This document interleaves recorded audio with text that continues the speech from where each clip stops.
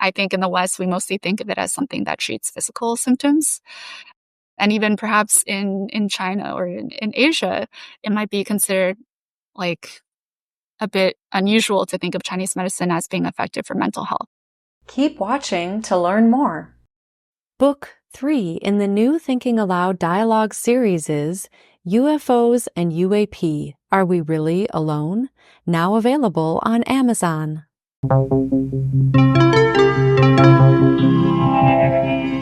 Thinking Aloud.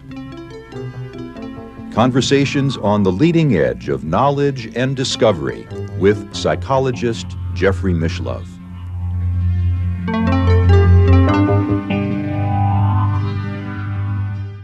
Hello and welcome. I'm Emmy Vadnais, co-host with Jeffrey Mishlove.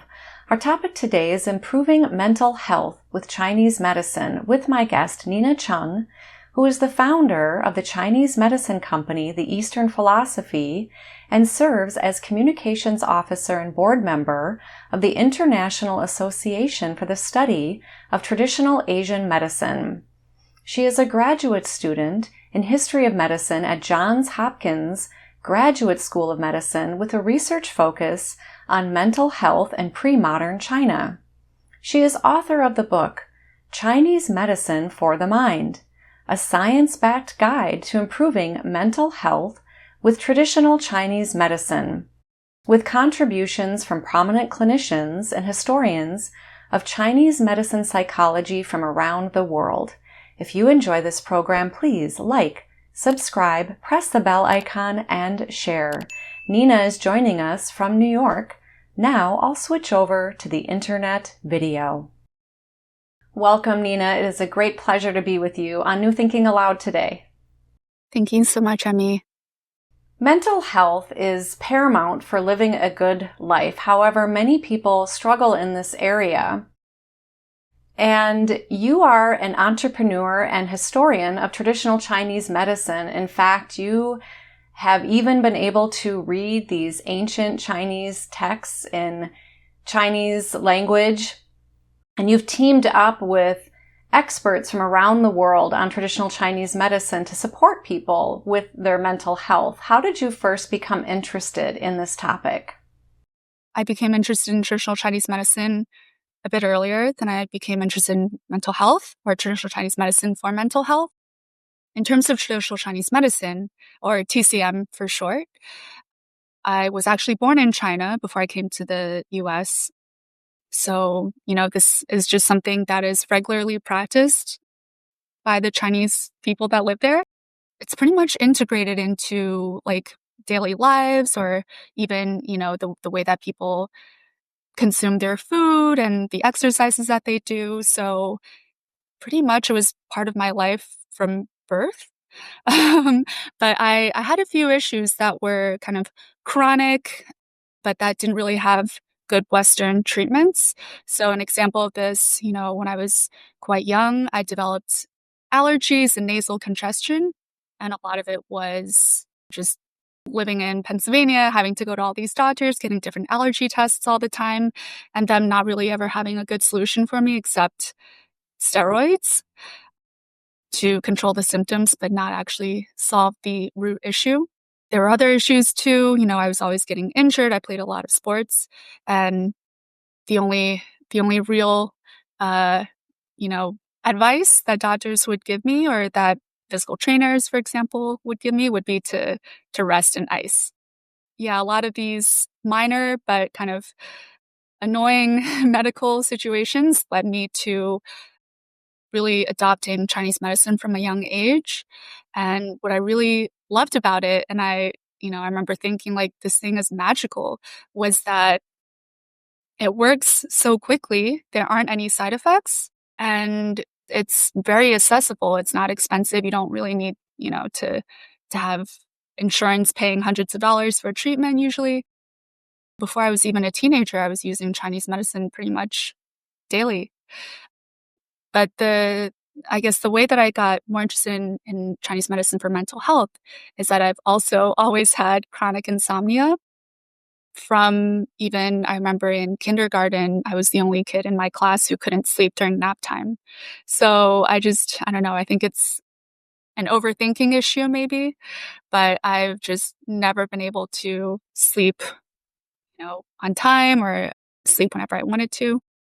So I've pretty much tried every Western medication there is, but almost always there was this issue, a prescription medication, there was this issue of the side effects and how you felt the next day. And maybe it's effective in making you fall asleep, but then, you know, when you wake up at 8 a.m. or, whenever, you're so groggy, and then it takes hours for you to get back into the swing of things.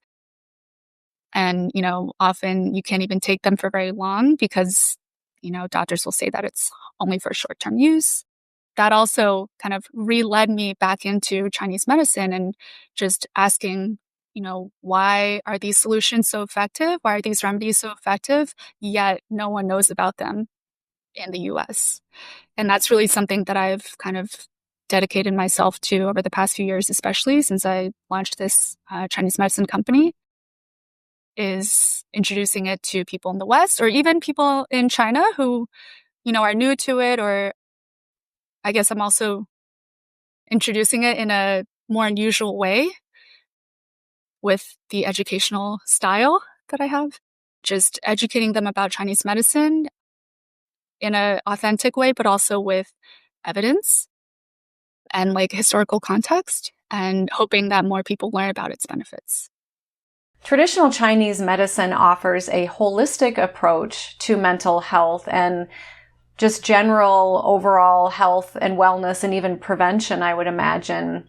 How is it unique or different than other forms of medicine or healthcare or what we consider the allopathic Western medicine model? I think Chinese medicine differs in two main ways from other medical systems, and especially Western allopathic medicine. So one, you had mentioned prevention, and Chinese medicine really focuses on prevention. And there's a famous line from the oldest text in traditional Chinese medicine where they say essentially that a average doctor treats symptoms and a top-notch doctor prevents disease. So before any symptoms even arise, a very, very good physician would be able to prevent any illness from occurring. And it's only once you reach this critical point where you actually show symptoms that the average or mediocre doctor would try to treat that. So the focus is really on preventative health, which I think is almost the opposite of Western medicine, which focuses mostly on treating symptoms.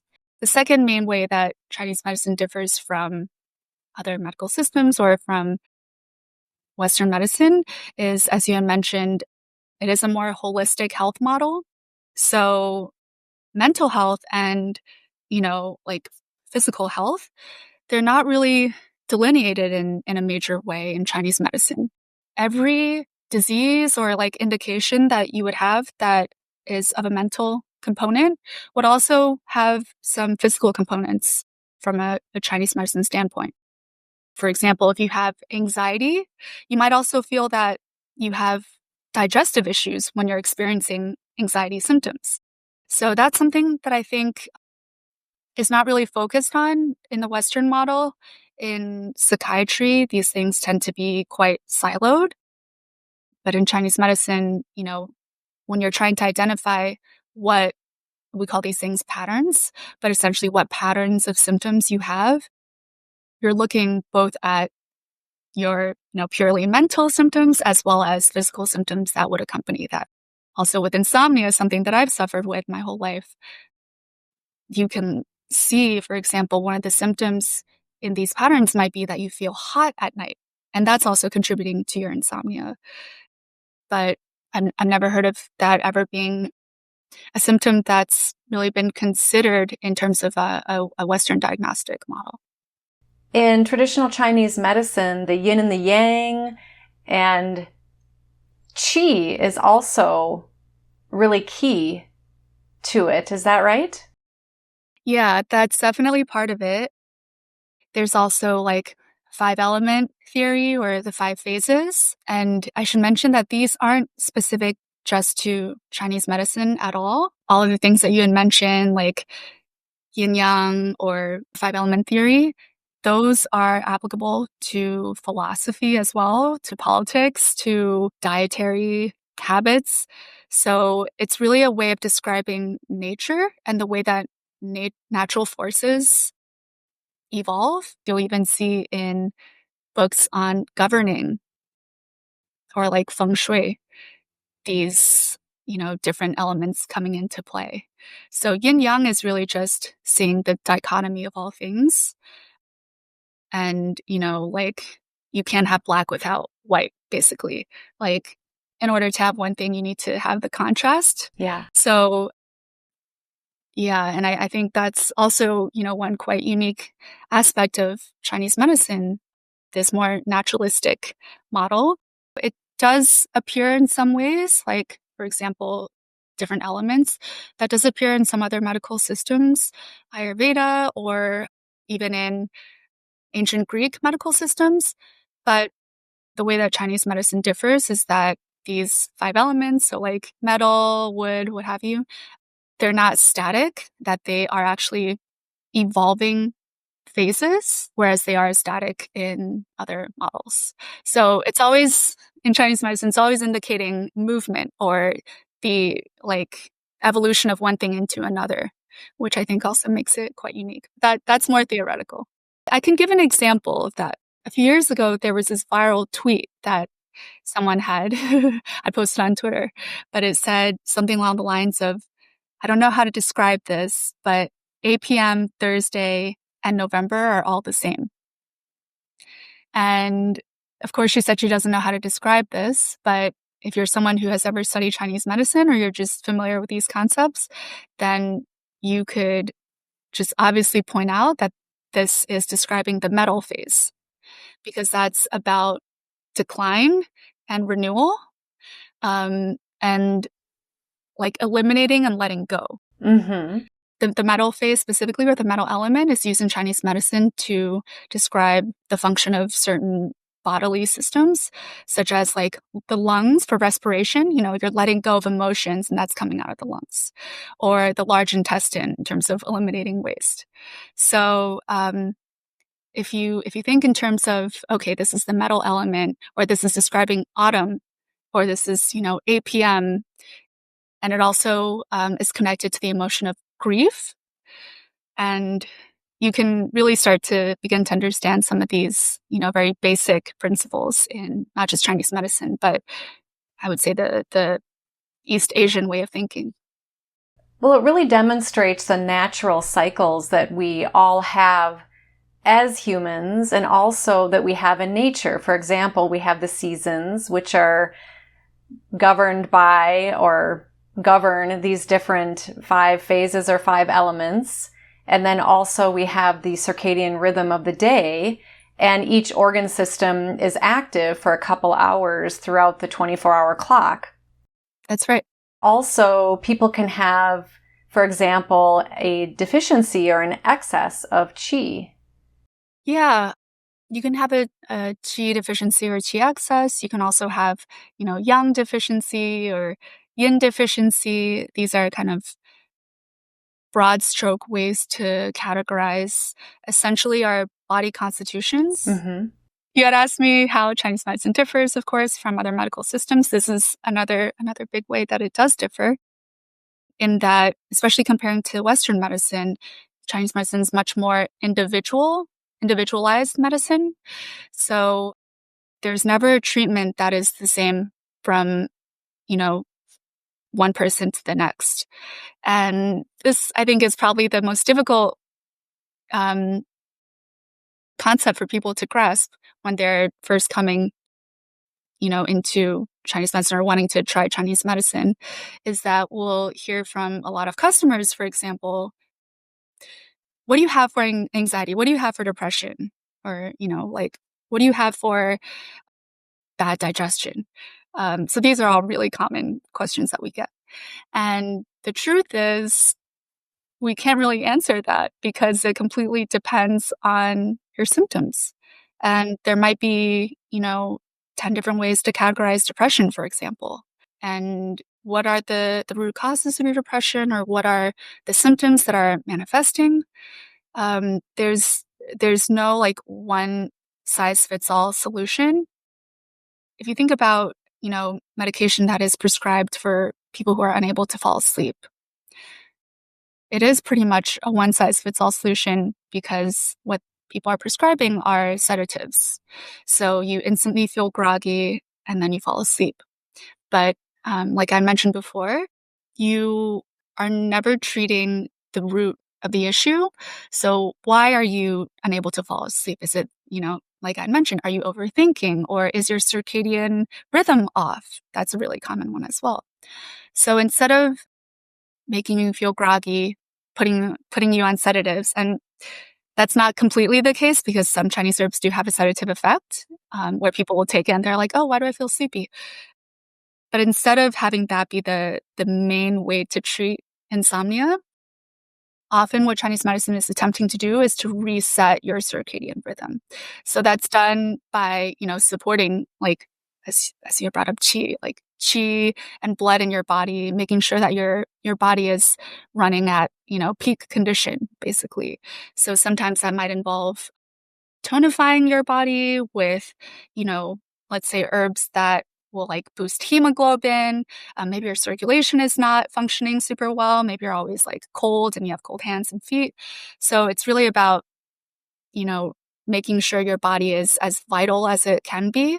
And through that, your whole health is improved as well as your sleep. So that's a very simplified way of explaining it. And that's just one method that a Chinese medicine treatment might take. But I think it kind of illustrates how different the approaches can be between TCM and Western medicine. Most people, if they are familiar at all with traditional Chinese medicine, have heard of or maybe have experienced acupuncture. And acupuncture works with the meridians or the energy pathways where the qi flows through in the body, sort of like a garden hose where water can flow and there can be a kink in it or a rock or a stone in it that blocks it. And each of those energy pathways also has a yin or yang quality and also governs certain organ systems. So can you just share a little bit about what qi is? And then we can get into these different mental health areas that traditional Chinese medicine can help. Qi has had a lot of different translations in English. I think none of them are exact. Often you'll hear that it's translated as energy, but I think that's a little bit misleading because it's not energy as in, energy so that you don't feel fatigued. The most accurate translation, I think, is vital life force, which doesn't have a good ring to it because it's a little cumbersome. But I think that's probably the most accurate. There's some new researchers who are essentially drawing qi to like mitochondrial activity. In the cell. Yeah. Some people are comparing qi to the immune system as well. So there's a lot of new ways of interpreting it or extrapolating it into a Western context. You can think of it more metaphorically in terms of, like the life force that's in you. Right, because we are all moving around and seemingly not plugged into something, but at the same time, we are. Yeah. We can resonate with that term vital life force because one can simply just ponder how vital or alive do I feel in my body, for example. Exactly. Yeah. And the opposite would be, I guess, stagnation is an easy way to think of it. And that's one thing that acupuncture really focuses on eliminating or on undoing. Mm-hmm. It's really a method to find areas in your body that might be currently stagnant or stagnating. So by inserting the needle, it's kind of a little nudge for your body to clear that stagnation and, reflow the qi or, the blood and get that vital life force going again. Yeah. In your research, have you found in these ancient texts, which you are able to read in the Chinese language, is there any correlation to qi with spirit or soul? I guess that would mostly be separate. Sometimes people might think of vital life force as being their actual soul or spirit that seemingly occupies the physical body. I don't think there is actually that connection in the Chinese way of thinking. So the spirit of the soul is separate from qi, or maybe connected or related? Qi is what leaves the body when you are not alive. So I think that would be a connection, or the absence of a connection. Yeah. I've never heard of, the dead or the departed being referred to as, like their qi is their essence in some way, that like the spirit would be equivalent to the qi. So they're considered not exactly the same thing. I've never come across that. I mean, maybe in certain instances it could be, but I think qi is specifically something that people who are alive possess. Well, acupuncture is not the only form or way that traditional Chinese medicine can help people. There are many ways, and you outline several of those beautiful ways in your book. Before we get into some of those methods, can you share what are some of the mental health experiences that people have that traditional Chinese medicine can help? Because my understanding is that in TCM, the practitioner is not focusing on pathologizing the individual, but in many cases, perhaps an awareness that perhaps the person had a hard time adjusting to something in their life, or there's maybe some other reason why they're experiencing a mental health challenge.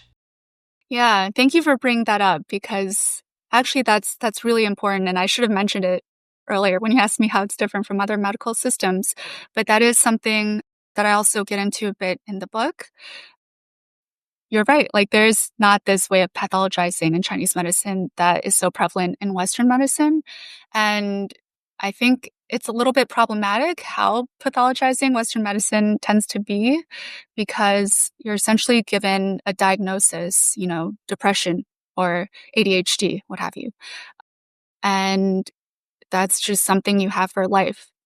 And it's, something that maybe you can manage, but people don't say, oh, I have depression and, I took this and now I'm completely cured, So it's chronic and it's stigmatizing. And you often will read about, in studies or in doctors' case studies, for example, that there's not really good compliance or like adherence to taking medication after people have been diagnosed. And I think part of the reason is that they don't want to accept this stigmatized diagnosis. Oh, I have depression, therefore I need to take an antidepressant. When the diagnosis in your medical system is like casting this really negative light or like feelings of shame or guilt or something, I don't think that's a really helpful way of like treating someone or helping someone. So the different way that Chinese medicine treats, the diagnostic process is that all of these, different patterns, we call it patterns, they are not permanent. It's like these are temporary. Well, some of them might be a little bit more permanent in terms of, oh, your body has this constitution. You tend to run warm, you tend to run cold, what have you. But a lot of these are seen as, like temporary disharmonies that you need to help your body work through. And through the use of, acupuncture or herbs or, Qigong or whatever other methods, you can restore your body to its best functioning state. Mm-hmm. Even the words translated into English for describing these disharmonies are, they're not like stigmatizing. So you might have like liver qi stagnation or like spleen qi deficiency. And, if you look at the word deficiency, you're like, okay, so what do I need to take or what do I need to do to not be deficient anymore? And you can kind of return to your best functioning state, or, like a healthy state of mind or healthy state of your body. It's a much more sort of empathetic way of diagnostics, where, people who are sick, they want to kind of continue improving their health. They're not like ashamed just because they aren't well. To go back to your other question, there are a lot of different therapeutic modalities in Chinese medicine. We touch upon a lot of them in the book, but certainly not all. But I think acupuncture is probably what people in the US are most familiar with. I imagine that's probably what your audience is most familiar with as well. It's also a very physical and tangible method, and we live in a predominantly materialistic society at the moment, although maybe there's signs of that changing with conversations like this. Mm-hmm. And that's one that is currently reimbursable by insurance companies, although my understanding is yes, it's typically used in that regard for pain or physical conditions, and my understanding is that we could do better with the insurance companies reimbursing for things like mental health as well with acupuncture. People assume that it is primarily for pain management, which is not the case at all in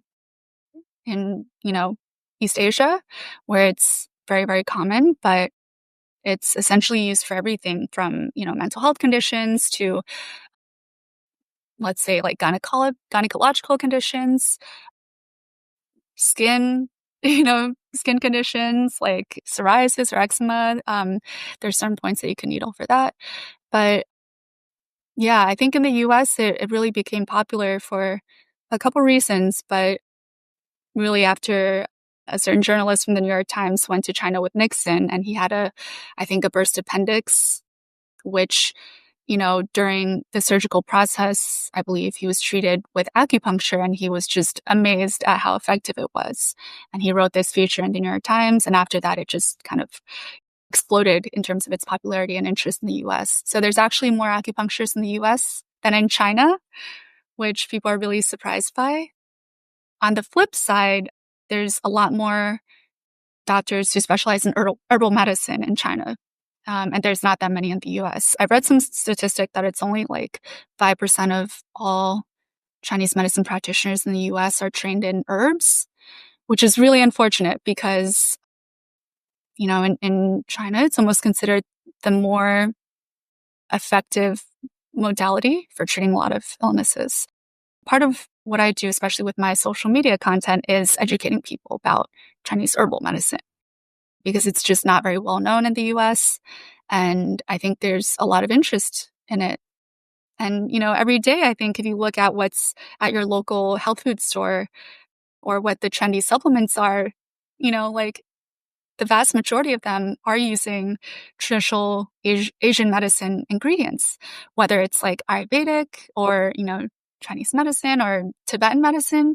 Like, every ad that I'm seeing on social media, if you look at the ingredients behind these supplements, you're just like, oh, this is just a hodgepodge of different Asian medicine ingredients.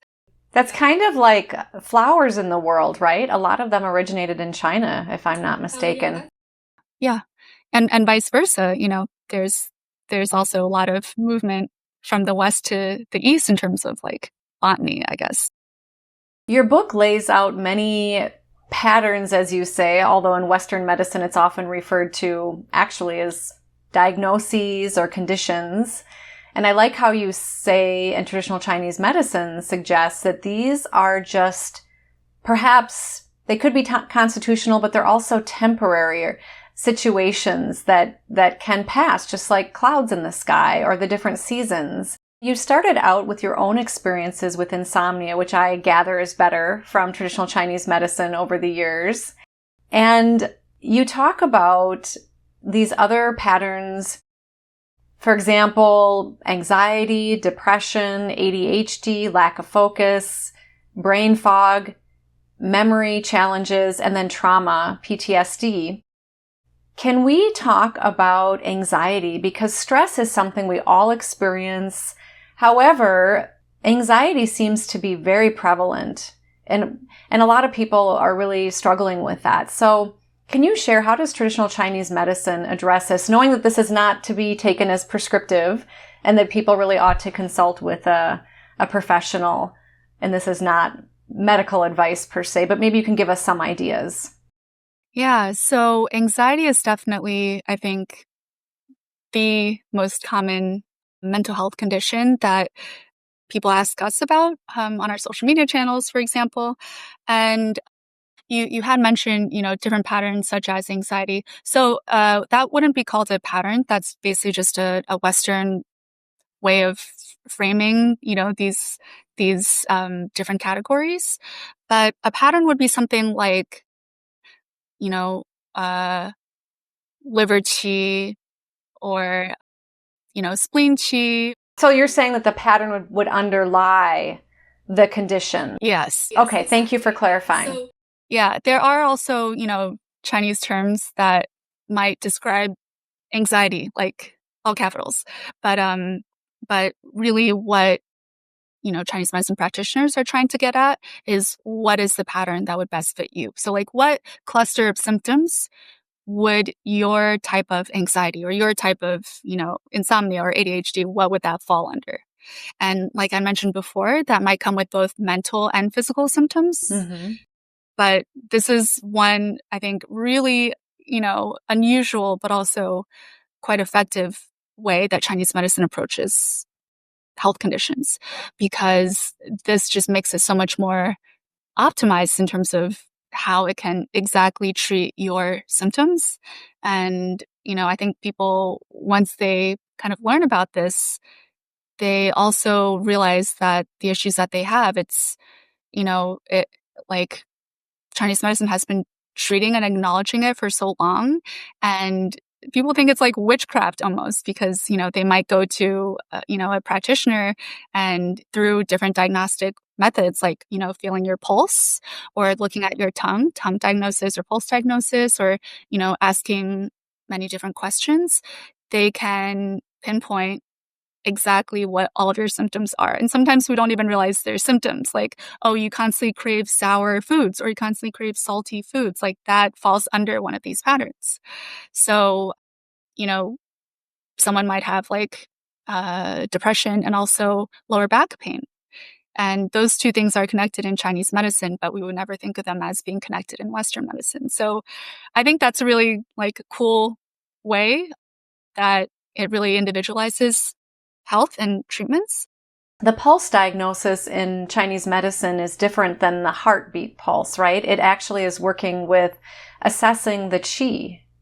Yeah, that's right. So, if you look at the ways that pulse is categorized, in terms of, it could be like a retracting pulse or a thready pulse, or, of course it can be like a strong pulse, but it can assess the condition of like your heart, for example. So, when I was a teenager and I went to one of the top doctors in Beijing to get my pulse evaluated, he said, oh, he pinpointed exactly where I had some issue in my heart. It was like this, forget where it was exactly, but later on, like 10 years later, I actually had I can't remember what the monitor is called, but I had to wear a heart monitor for a week. A Holter monitor? Yes, Holter monitor.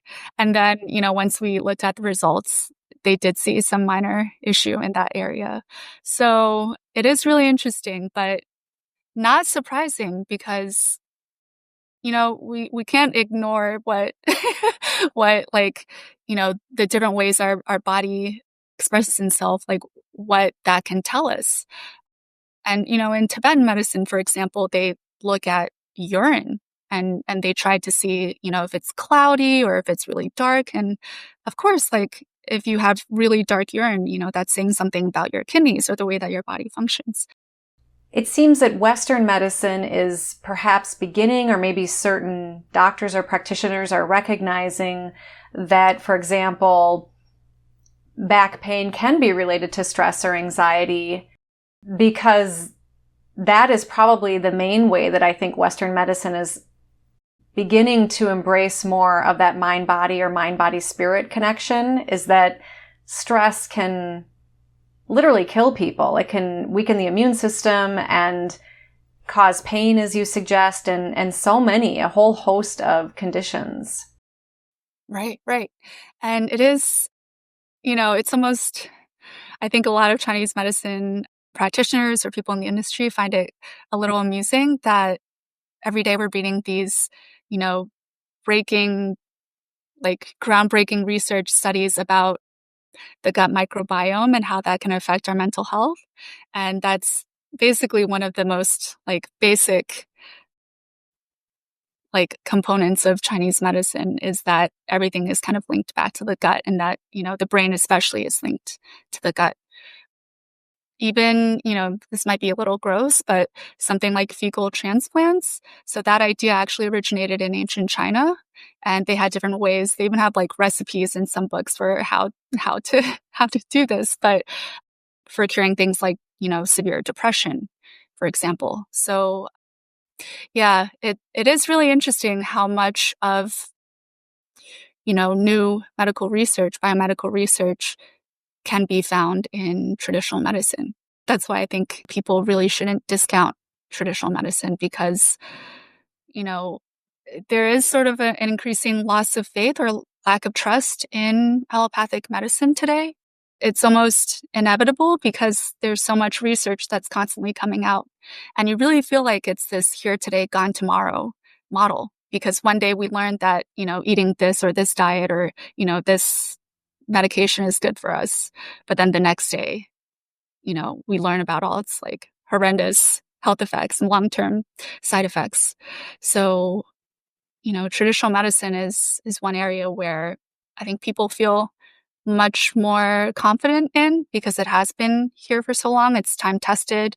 What I think people don't realize is that there has been a lot of, I don't want to use overly technical language, but essentially a lot of this information has essentially been scientifically proven over time as well, in that it's had, intentional and deliberate systemic validation and verification of its methods.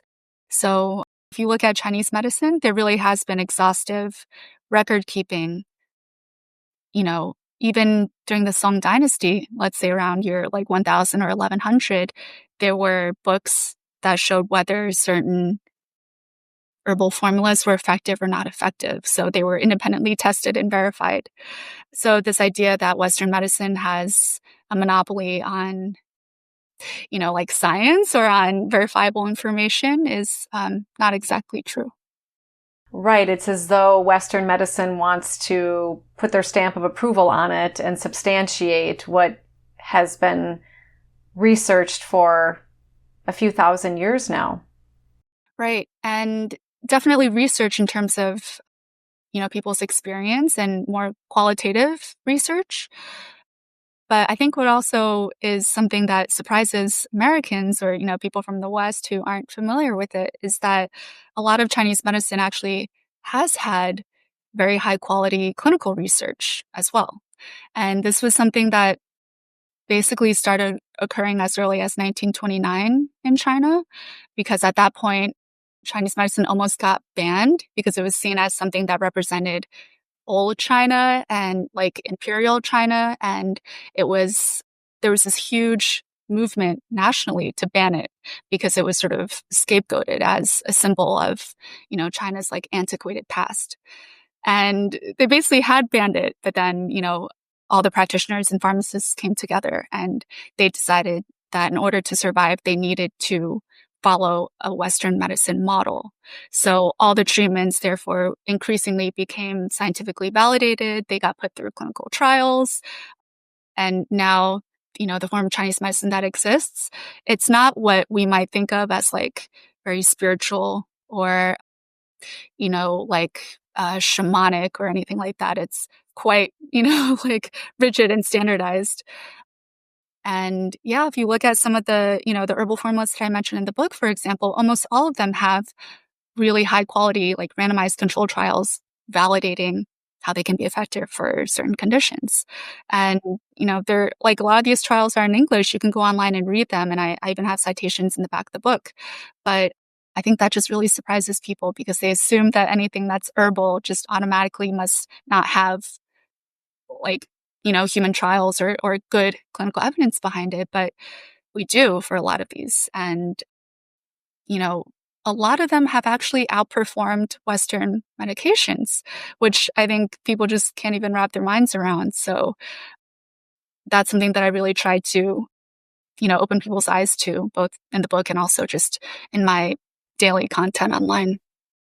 Yeah, definitely research is very important. And it sounds like there are different lenses of working with health. And traditional Chinese medicine is very holistic and has much to offer. So let's go ahead and can we look at anxiety and what traditional Chinese medicine has to offer? Of course, we can't cover all of it here, but to give us some ideas of how people might be helped with that, because like we said, many people are struggling with this, with all of the wild goings on in the world. Yes, for sure. And I just wanted to briefly show you guys a chart.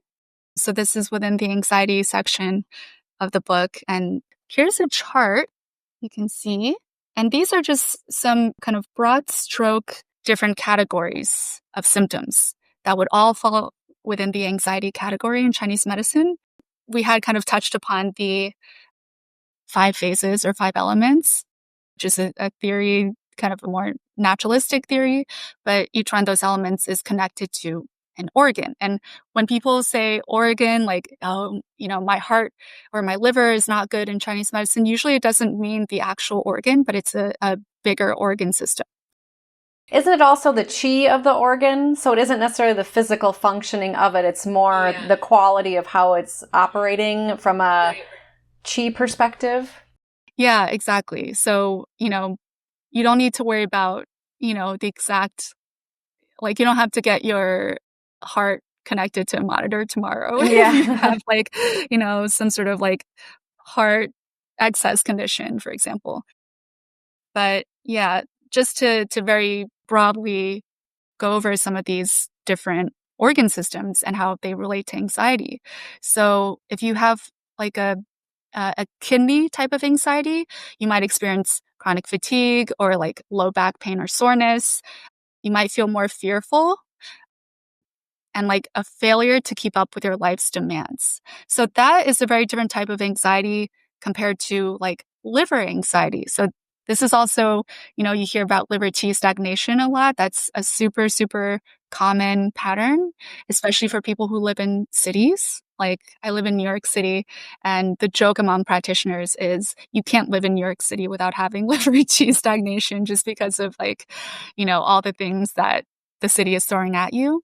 But liver qi stagnation really has to do with like a feeling of irritability and also agitation. And yeah, I think that might be a bit more triggered if you're in a city with, millions of people and a ton of traffic.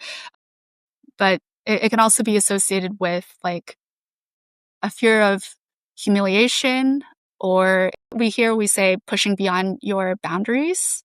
So that's quite different from fire or like heart/pericardium anxiety would be where you feel like palpitations and like social anxiety, and maybe you feel an increased heart rate. And again, this is like the physical manifestation of what we would consider more mental health symptoms. And then a spleen type anxiety would have digestive symptoms that accompany it.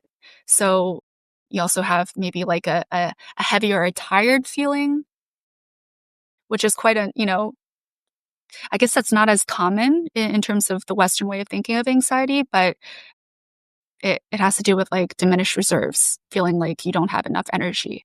That's a bit more unusual and something that people probably wouldn't consider anxiety from a Western perspective. And then lastly, there's this lung or like metal element anxiety. So this, I think a lot of people can relate to, where you have like shallow shortness of breath. and you really feel it in your lung. And again, that's why like metal is associated with lung. So, those are the symptoms that manifest where it's, like you feel it mostly in this region. Mm-hmm. Those are just, some very broad stroke examples of different types of anxiety. And I should also mention that a lot of these do have a lot of crossover. So between like anxiety or depression, these are, terms that are used in Western medicine. They're not used really in traditional Chinese medicine. So a lot of these, patterns might cross over to depression or also insomnia or even ADHD.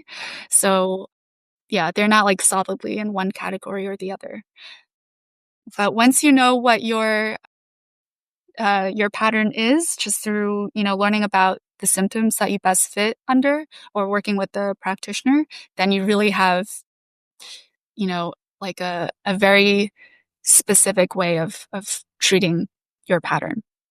Yeah.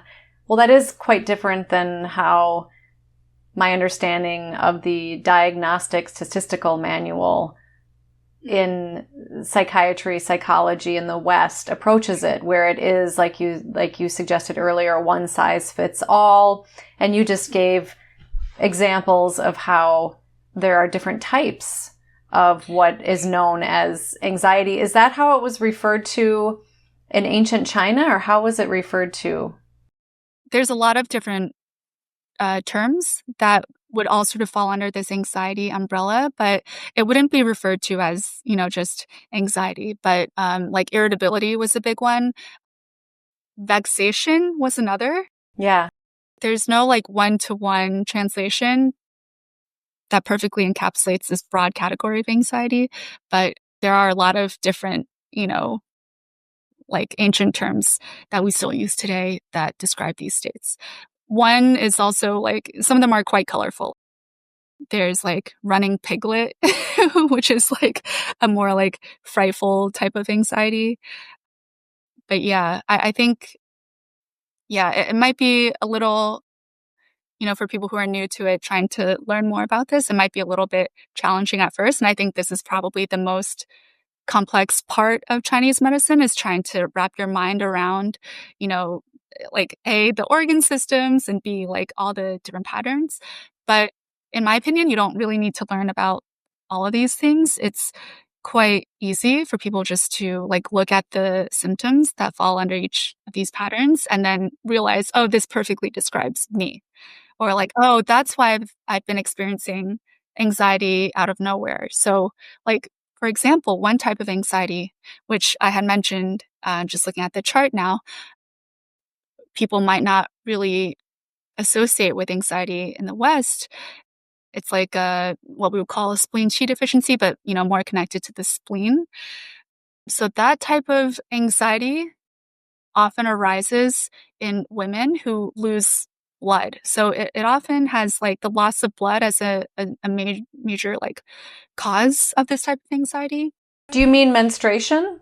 Menstruation or like pregnancy, or, if for some reason you're having more periods than usual, or like you just tend to have like heavy loss of blood, that can trigger this type of anxiety. So, that would be called the spleen qi type deficiency. But essentially, you can experience insomnia and anxiety after having experienced a major loss of blood. And that can just come out of nowhere. If one day you're like, oh, I don't know why I feel this way, or why I feel like depressed, for example. Well, did you experience a lot of, blood loss recently? That could be one of the explanations.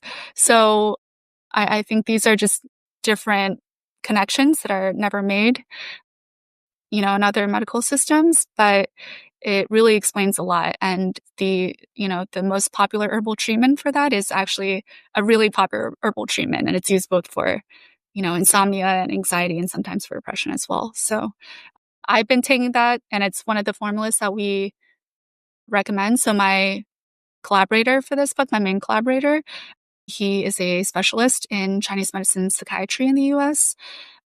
And that's like one of the top 3 formulas that he recommends, just like in terms of its safety profile, in terms of, how effective it is, and in terms of how easy it is to get access to. It's called gui pi wan or gui pi tang. Like tang means soup, wan means like little pills. But yeah, that's even if you don't have all those symptoms and you're experiencing any of these conditions, it's one of the more safe formulas that you could try. Do you want to say the name of your collaborators?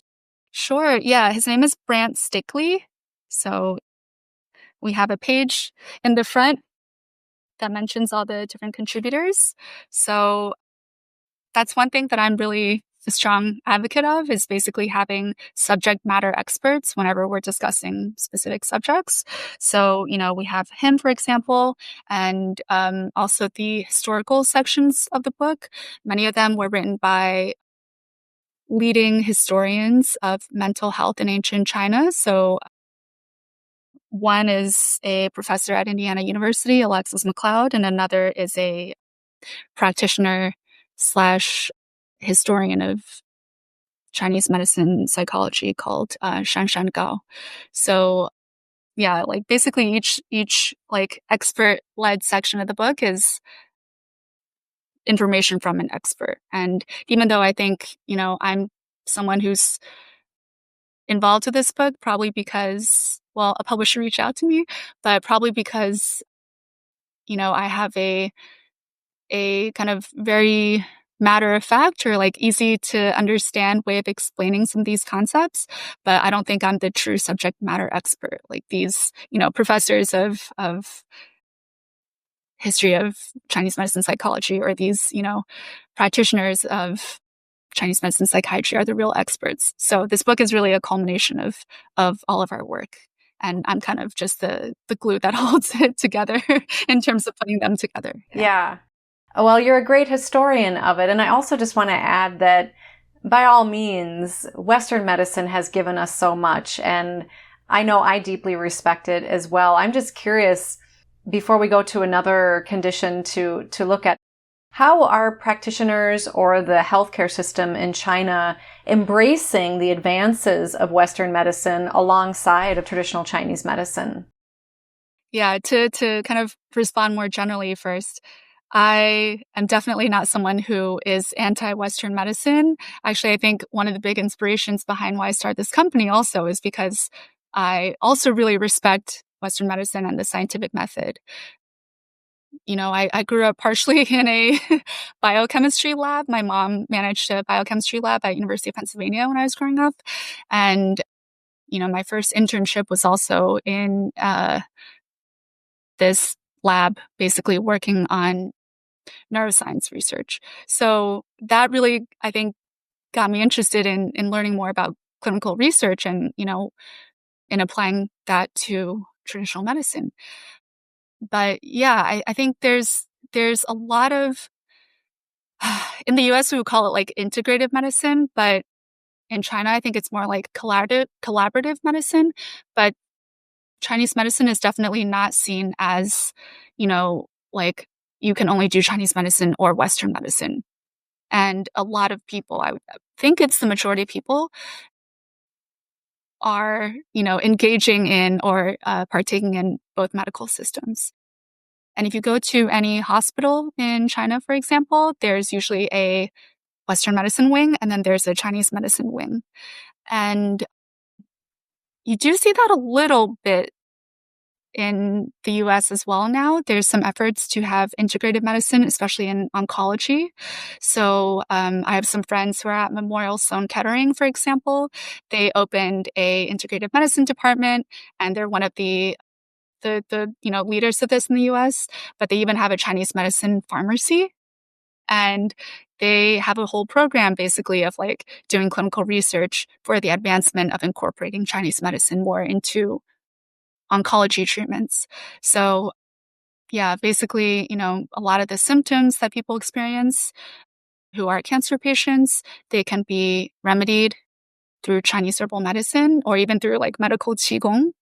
And you don't have the fear of side effects from taking too many medications. And a lot of times like their bodies can't handle really, like stronger Western medications. So, we usually see these like more gentle, like time tested herbal formulas that they're being prescribed to help with like, nausea, for example, or like diarrhea or, other common symptoms. So yeah, in China though, like it's pretty crazy and pretty impressive in terms of just how collaborative the medical system can be between, Western and Chinese medicine. Often anxiety and depression go hand in hand, but not always. What are some ways that Chinese medicine can assist with anxiety and depression? And of course, depression can also, like Chinese medicine asserts, be really a normal response to grief and loss. Yeah, for sure. And again, that goes back to the more non-pathologizing nature of Chinese medicine. And, some of these are just natural emotional states that we have in experiencing something. One therapeutic modality that Chinese medicine has to offer us, which I think is really developed, or maybe just people just aren't familiar with it, is called 5-element music therapy. So we do also touch upon this a bit in the book, and there's a free playlist that I've compiled on Spotify. But basically, it's using music therapy to improve your mental health just by listening to the music. You don't have to sing it, you don't have to play it, but it is, a 3,000-year-old healing system.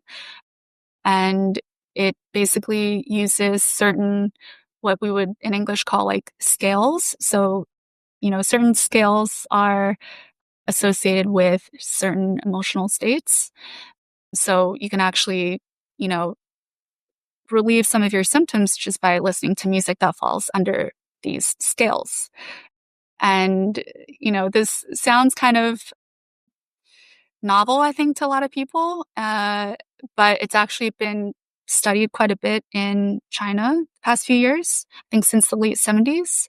And now a lot of hospitals and clinics have done trials and, especially during COVID, when a lot of their medical staff were experiencing anxiety or depression treating so many people, there were a lot more studies where people could just like take 10 minutes out of their day or, 10 minutes 3 times a day just to listen to this music, and they immediately felt better. And what I also found to be really interesting is that there was a recent clinical study where, because I think a lot of Westerners might think, oh, well, that might be like cultural bias because it's music of your culture, maybe like there's an equivalent in our culture that might be classical music or what have you. But so there was a study like 2 years ago where they took human embryonic cells and they played this music just to those cells. So in a petri dish, not attached to a brain. And they played 5-element music, they played classical music, Western classical music, and then they played rock music. And then they tested different, like ROS, which is reactive oxygen species, but essentially to determine your level of stress. And they found that when they played classical music, it was like basically slightly positive. When they played 5-element music, it was very positive, so stress decreased a lot. And then when they played rock music, stress increased significantly. But, there were even like significant results just playing the music to human cells. Mm-hmm. That I think is a really fun way to determine, like, it's just something in this music that is, calming and good for our minds. And if you listen to it, it is quite calming. It's these like traditional Chinese instruments, and the tunes are like quite simple, but, very evocative and calming. And, it almost feels like a meditation after just listening to it for 5 minutes. Yeah. So I think that's something that everyone can access. It's free. You can find some of these on YouTube online. And, you don't have to take anything. It's safe for pregnant women and children. So yeah, that's something almost anyone can get involved with today. I listened to your Spotify playlist, a few of the pieces, and really enjoyed it. And I found it quite relaxing. Yeah, I'm glad to hear that. I try to listen to it in the mornings. We know in acupuncture, needles are used and they're inserted into the acupoints. People can also apply self-massage and acupressure, and you give suggestions in your book, and I tried a few of those and found those also to be balancing and harmonizing, I noticed within myself. And then you also mentioned medical Qigong, which I don't know that many people are familiar with that. I happen to be trained in it. And you talk about these Qigong exercises that people can participate in. And I think perhaps the most common one that people might be familiar with is something known as Tai Chi. Right. As a form of Qigong. What is medical Qigong? In some ways, all Qigong is medical, but because the system was essentially created for its health benefits. And a lot of these, from Tai Chi to Qigong, and a precursor that we also discuss in the book called daoyin, which is more almost like a Chinese yoga. It's really emphasizing stretching and pulling movements. But all of these were developed for the purpose of improving health. But I think medical Qigong is something that it's a term that arose more recently to describe, certain protocols that specifically emphasize, flexibility and, breathing and improving, core strength. So yeah, I mean, even Qigong itself, I think is a fairly modern concept. But I mean, there's been so many variations of these, calisthenic movements, I guess you would say, throughout Chinese history. The earliest one was daoyin, which I think is like 3,000 to 4,000 years old. And we actually have a daoyin expert leading us through some of the exercises in the book. She's the first person to translate these exercises into English. And I think her book also just came out this year. But yeah, those, like one of the exercises really involves like pulling yourself up very high and then stretching the other arm, far past your back. But yeah, all these exercises, and there's also been a lot of studies on these, but they can kind of like loosen stagnation in your body, I think is the relevance in terms of the mental health component. Mm-hmm. They're not just merely for, strengthening muscles or like, improving your balance, but they also have a strong mental component. And some of the other exercises we have involve, some of them are like head massage, or some of them involve massaging your belly in a certain way. And then, of course, as you had mentioned, there's also like various acupressure exercises for every single chapter. So those correspond to, these different conditions like ADHD or brain fog or depression, anxiety, what have you. It's an easy way to start this healing process without ever having to, go to a practitioner for acupuncture and, paying for that, or having to go and find the medications or, the herbal supplements. So Chinese medicine, I think one of the most unique aspects is that it is really accessible, that you can just, like massage certain points and that can have a healing and therapeutic effect, or you can just listen to some music. Even tea, which can be therapeutic, is not expensive like herbal teas. It's definitely a medical system that has that meets a lot of the challenges that we might face today in terms of, things becoming more expensive or just not having access to care or waiting a long time to see a doctor. Yeah, really good point. There have been increased wait times to even get appointments. And of course, if somebody is dealing with a condition that's been lasting for a while, it's a good idea to go and be evaluated by a qualified practitioner, for sure. And also, for example, with medical Qigong, isn't the idea is that you're moving the Qi? Oh, yes, correct. So yeah, I was trying to explain it another way in terms of you're removing the stagnation. Yeah. But you're removing the blockages to the free flowing of qi, basically. Yeah, and in Western medicine, they might refer to it as returning back to a homeostatic balance or something like that. Okay. Yeah, I like that. Yeah, but essentially you're getting circulation moving again. Yeah, but it's much more detailed in Chinese medicine. Yes.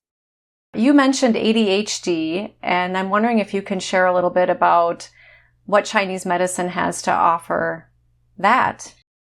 I think no one realizes this, but the most common medication for ADHD in the US or in the West, Adderall, is actually derived from a Chinese medicine ingredient. It's a synthesized version of ephedra, which in Chinese medicine is, it is used sometimes for its stimulant effects, but more often it's used as a treatment for asthma and like respiratory conditions. Chinese medicine doesn't tend to treat ADHD in terms of stimulants. It basically, there are many different treatments depending on your pattern, but a lot of them have to do with calming and grounding. And, it's quite interesting if you look at the history of some of these treatments. Like one of the herbal formulas, which, we do have in the book under ADHD, but it's now probably the most common formula for women who are experiencing menopause. Because you have feelings of like heat and irritability. And some of those are also the feelings that you might have if you have ADHD or like hyperactivity and like impulsiveness. So that formula actually, I think it originated in the 11th century, maybe a little bit earlier than that, but it was originally used to treat hyperactive children, basically. So it's had a really long history of treatment. And I think it's like, around 10 different herbs. And it really just, you take it and you immediately feel calmer. And we've had even some customers who wrote in and they've taken it for like anxiety or ADHD. But I remember one girl writing in who took it for anxiety, and she said that she was having an attack.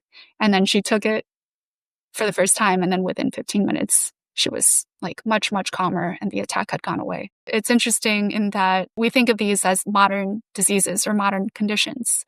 But I think the main takeaway from this book or just from this conversation is that, and I do really try to stress this in the book, but these are not modern conditions. Like these are conditions that people have been dealing with for thousands of years, and they've developed effective treatments or like coping strategies. And if you are someone who hasn't had a good experience with the like more standardized Western model, you're not taking that anymore, or you want to try something else, then this could be potentially a good alternative.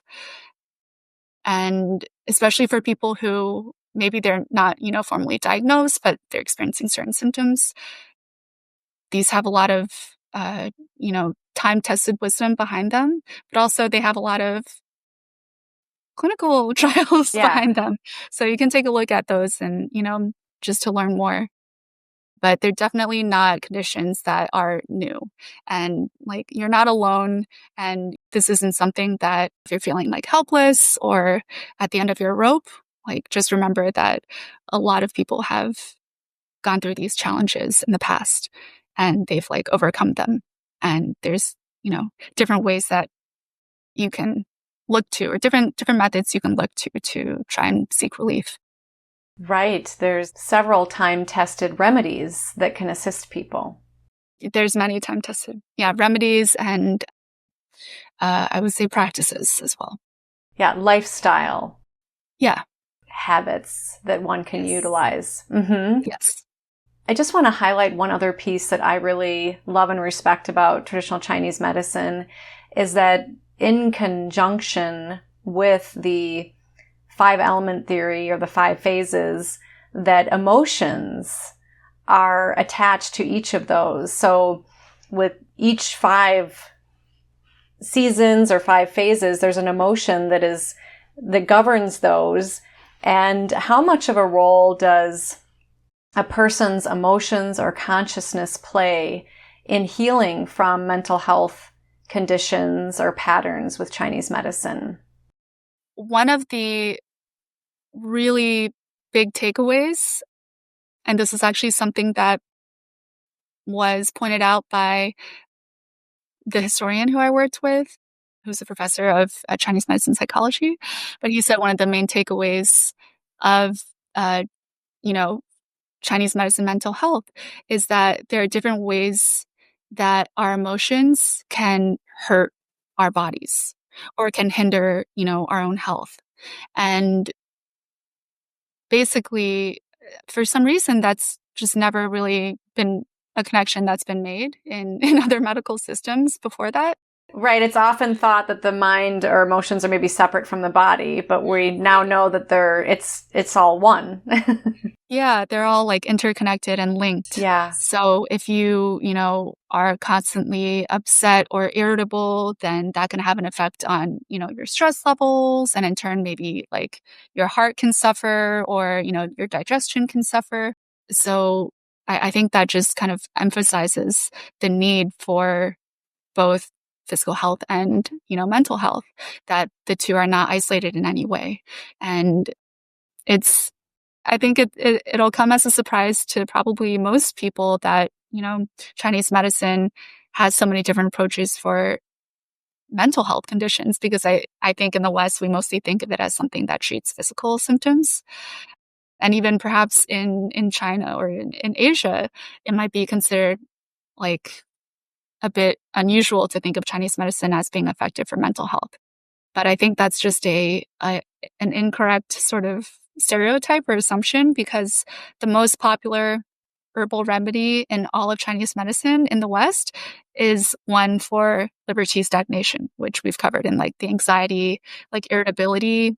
Mm-hmm. There's no separation really between mental health and physical health. They're all interconnected at the end of the day. Are the emotions worked with in any particular way, since each emotion governs a particular element, which also then corresponds to particular meridians or energy pathways in the body? What do you mean, are they worked with? I'm thinking that even in Western psychology, a person needs to like work with their grief and like let themselves cry. Oh, I see. So I'm just wondering if like in Chinese medicine, if there's any particular approach with addressing the thoughts or the emotions in a particular way other than what we've discussed so far. Mm-hmm. Yeah, I think there are. They're not necessarily falling under the category strictly of Chinese medicine, but, I think there's been a lot of interest, for example, in like Chinese philosophy, in like Taoist philosophy, or in like Buddhism these days, where even if you look at a lot of modern psychology, like coping mechanisms, they're almost directly concepts that are taught in like Taoist philosophy, for example. But I think a lot of these, kind of general overarching Asian philosophical tenets are, they have this kind of non-Western concepts of, like temporality and, the need for letting go of things, including emotions, or the concept of detachment or detachment theory, for example. I think that's also a core part of Buddhism or of Taoism. So I think these are, in terms of emotional practices, these are some things that you can look at as well, but they're not strictly falling within Chinese medicine. They're more just Chinese philosophical or, spirituality spiritual practices. Oh, beautiful. I loved in your book that you and your contributors mentioned is that the heart is the seat of awareness in Chinese medicine. And also, if I am correct, the heart governs the mind. Yeah, so the heart is, as you said, the seat of awareness in Chinese medicine. And I think when we brought that up, it was to emphasize the need also to realize that some of these emotions are just normal parts of life. And this ties back to the need for non-pathologizing. This relates to the need to be kind of flexible with ourselves. And maybe have like self-love, self-acceptance, perhaps, or to be able to be in that state. Because the opposite of some of these challenges are joy and love and contentment. Contentment ultimately is the goal of not even Chinese medicine, but of Eastern spirituality, perhaps is a better term. But, we don't always need to be like overjoyed and, like not every moment has to be exuberant. Mm-hmm. Because ultimately that isn't permanent. That's not like a lasting state. Yeah. Nina, I know there's so much more we could talk about, and people, of course, can read your book and explore more about traditional Chinese medicine and visit your website and so forth. Is there anything else that you want to share today about how traditional Chinese medicine can help improve mental health? Well, something you had, brought up on the side is this quote that we have in the book where we say, all emotion is ultimately related to the heart because the heart is the seat of awareness and all feelings are processed through awareness. And I think just to tie that into everything, all of these emotions that we might experience or, emotional states that we might experience, ultimately they are fairly normal within, just human experience. Mm-hmm. And the goal, the ultimate goal within Chinese medicine or, Eastern spirituality or, just the Eastern way of thinking ultimately isn't a state of like happiness or exuberance. That is sort of seen as very temporary. And I think it's almost it's something that is sort of pushed in the Western cultural mindset that happiness is the end goal. But that doesn't allow for any other states of like calmness or, normality or just states where you're not in this hyper excitable temporary mindset. So the ultimate goal from an Eastern perspective usually is contentment.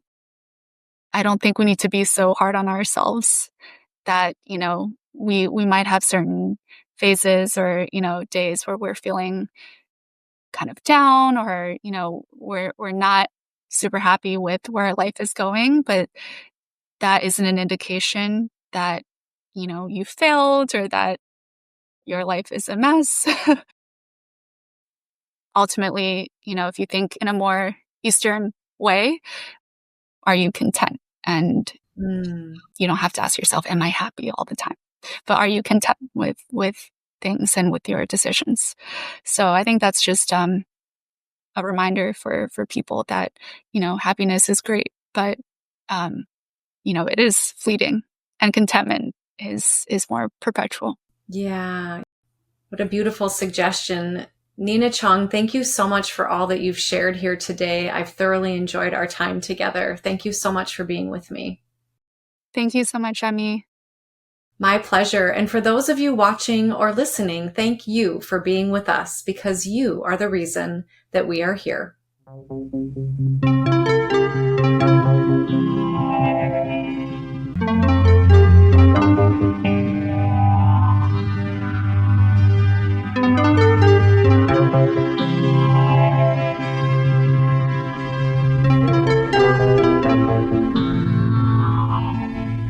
New Thinking Aloud is presented by the California Institute for Human Science, a fully accredited university offering distant learning graduate degrees that focus on mind, body, and spirit.